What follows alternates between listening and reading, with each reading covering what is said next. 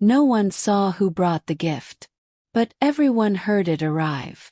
At exactly midnight, when the old year died, and the new one had not yet learned to breathe, the village held its breath, because that was when the black house listened, and that was when it chose someone.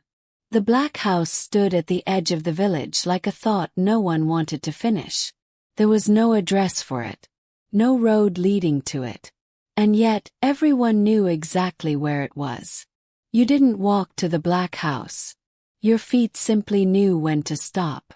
The house was older than memory, older than names. Some elders claimed it had been there before the village learned how to count years. Others said the land had grown around it by mistake.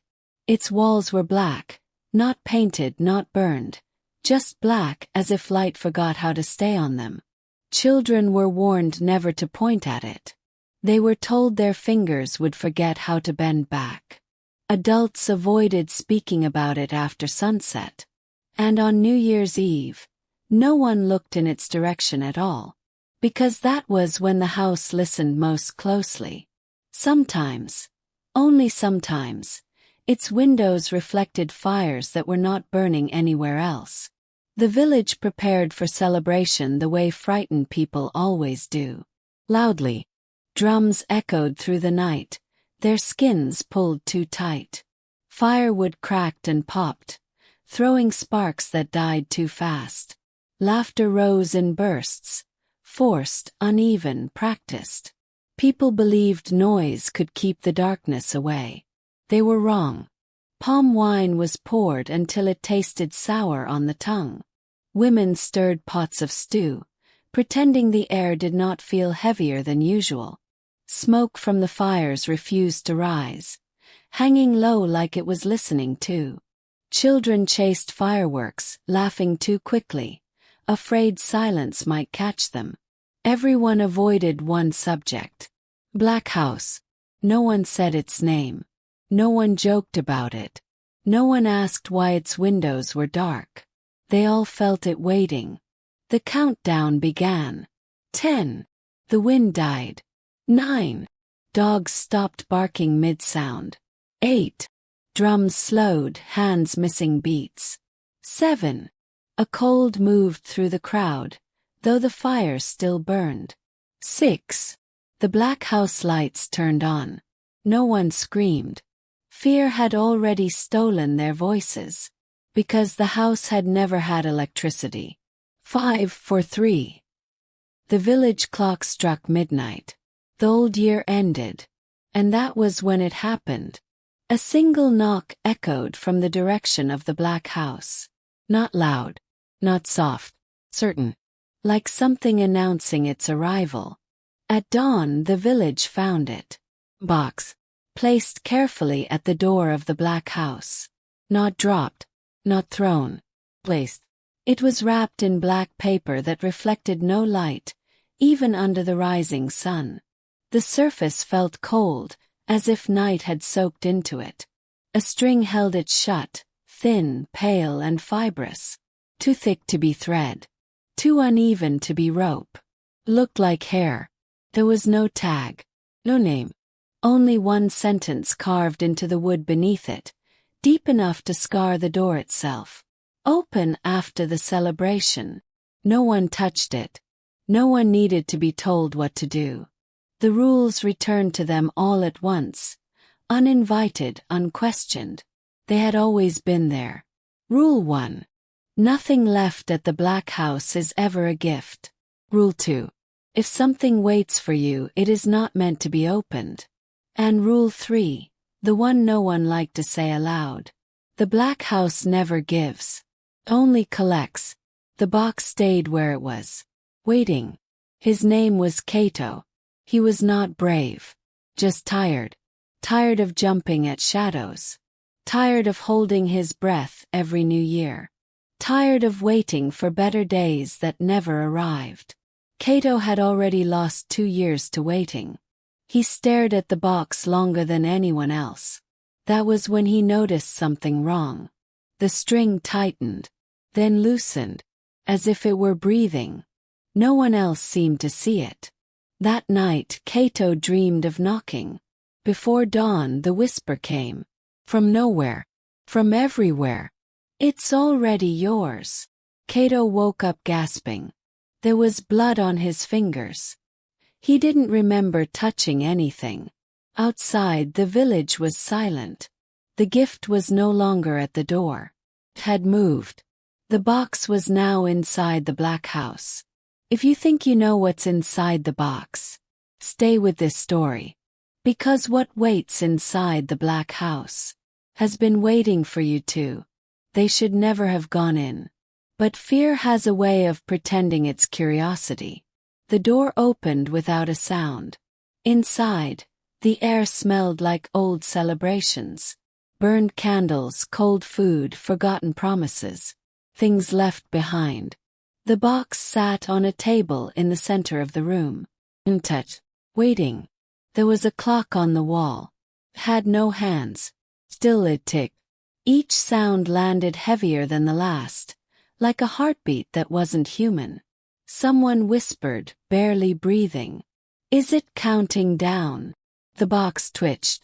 The string unraveled on its own. Slowly, patiently, the lid lifted 1 inch. From inside the box something breathed. Not alive. Not dead. Patient. And it had waited longer than the house. No one touched the box. Not after the lid lifted on its own. Not after they heard the breath inside it. Slow. Deliberate, patient. It wasn't breathing like a living thing. It was breathing like something waiting. The string lay loose now, coiled beside the box like a dead snake. The lid rested half open. And yet, every time someone blinked, it looked wider. As if the box were deciding how much of itself the room deserved to see. No one spoke. Because everyone understood the same terrible truth. The box was not opening. It was being allowed. The black house was bigger inside. That was the first thing they noticed. Walls stretched farther than they should have. Ceilings rose higher, vanishing into shadow. Corners bent where corners shouldn't exist. And then, someone screamed. A name had appeared on the wall. Not written. Not scratched. Carved. Low. Intentional. Kato. The letters were wet. Dark. Still settling into the wood like a wound learning its shape. Kato staggered back. I didn't touch it, he whispered. The house answered with a sound that might have been laughter. If laughter could choke halfway through. Mama Sephu stepped forward. Her knees shook, but her voice did not. This is why, she said. We never celebrate near this place. The drums outside the house had stopped. But inside, something listened. The black house wakes when we mark time, she continued. When we say this year ends. It remembers what it was owed. Someone whispered. What does the gift want? Mama Sephu closed her eyes. It wants what was promised before any of us were born. The first drumbeat came from behind the walls. Low, low, long. Then another. Then another. The rhythm crawled through the floor and into their bones. A long table appeared in the center of the room. No one saw it arrive. Plates were already set. Food steamed gently. Palm wine filled cups without hands touching them. The smell was warm, inviting, familiar. The black house was throwing a New Year's celebration. And it expected guests. Someone ran for the door. It didn't move. They pulled until their shoulders screamed. The handle stayed cold. The windows showed nothing outside. No village. No fires. No sky. Only reflections of the same room. Over and over. The house had folded in on itself. And time had folded with it. As the drums grew louder, the walls began to murmur. Not words. Hundreds of them. Old names. Forgotten names.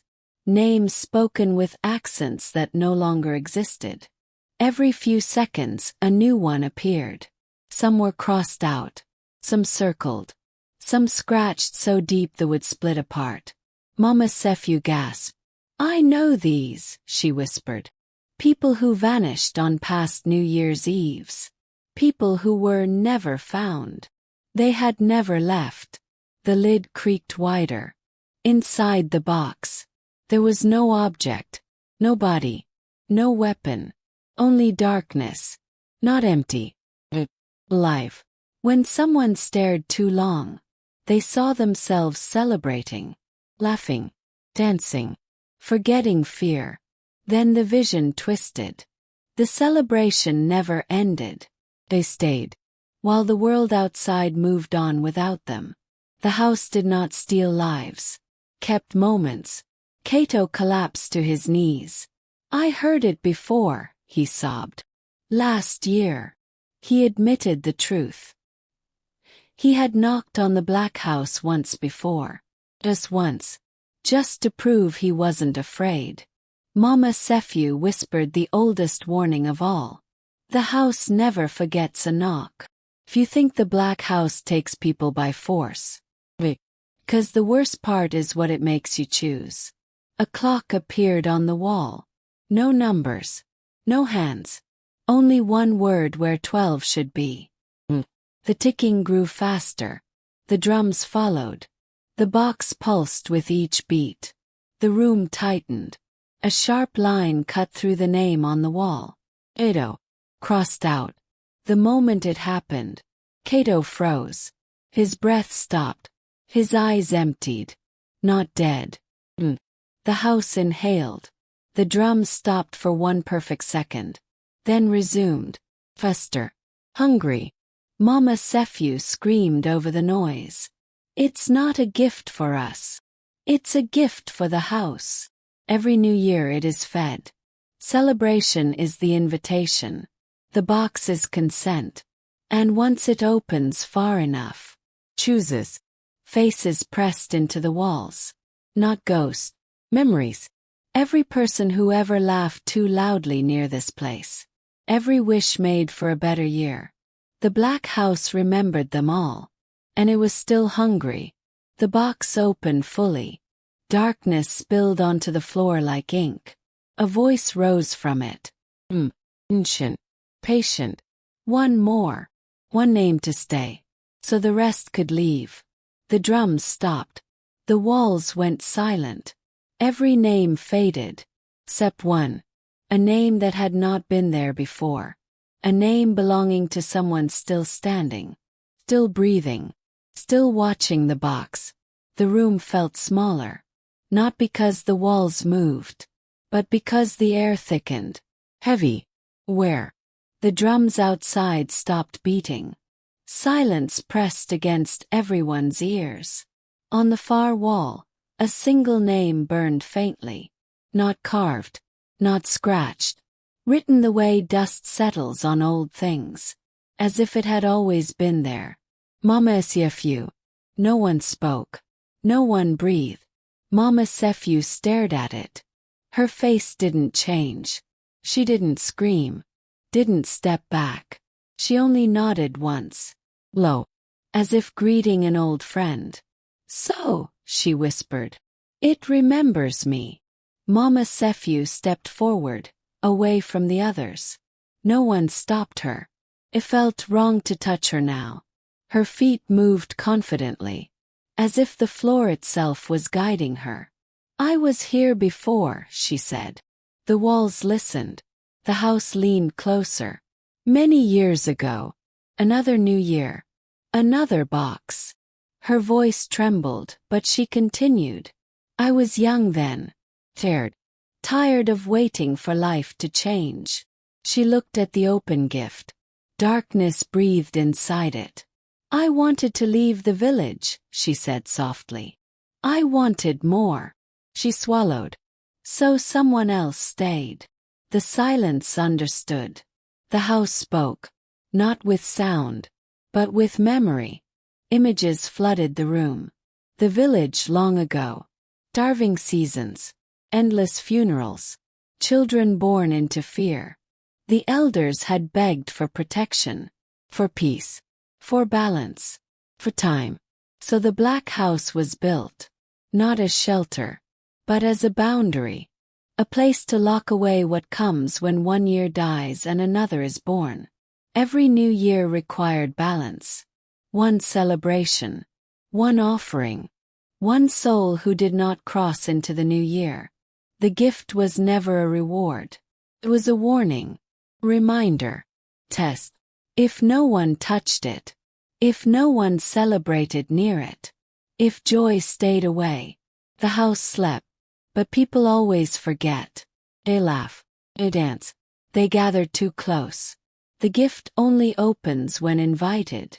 And once opened, the house must be fed. Mama Sephu straightened her back. I stayed once, she said. I lived knowing someone paid my price. She turned to the others. But the house does not want memory.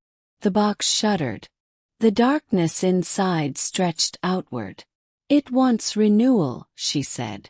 Her eyes were calm now, cleared at our. A hand grabbed her arm. We can find another way. The house responded immediately. Names flared across the walls. Dozens, hundreds.